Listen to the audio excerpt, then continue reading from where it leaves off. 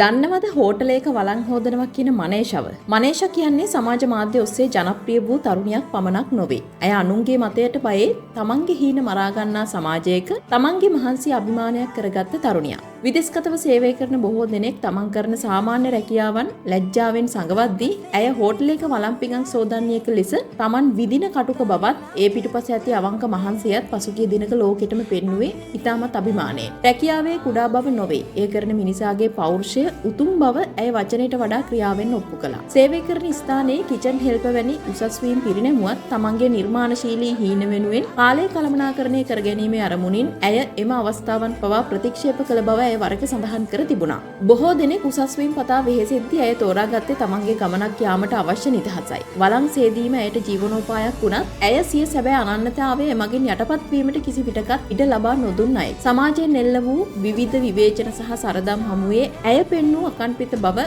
ඕනෑම තරුණියකට ආදර්ශයක්. ඉගෙන ගත්තා නම් වළං හොදන්න වෙන්නේ නෑ කියලා hina වුණු මිනිස්සුන්ට ඇය ලබා දුන්න පිළිතුරු ඉස්තරම්. උපාධියකට හෝ සහතිකයකට වඩා ජීවිතේ දිනන්න අවශ්‍ය වන්නේ දියුණු වීමේ නොසැලෙන උත්සාහය සහ කැපවීම බව ඇය ලෝකෙටම කියා දීලා තියෙනවා. අද වන විට Facebook හරහා මිලියනයකට අධික ආදරයක් ඇය වටා එක්රොක් වී සිටින්නේ ඇයගේ අවංක භාවයට ගරු කරමින්. රැකියාව කුමක් වුණත් Tamanට Taman ගැන අභිමානයක් තිබෙනවා නම් මුළු ලෝකෙම දිනිය හැකි බව මනේෂා සිය ජීවිතේන්ම පසක් කර හමාරයි. රැකියාවක කුඩා බව නොවේ. ඒ පිටුපස තියෙන අවංක කැපවීම ඕනෑම උපාධියකට වඩා උතුම් බවට හොඳම සාක්ෂිය මනේෂා.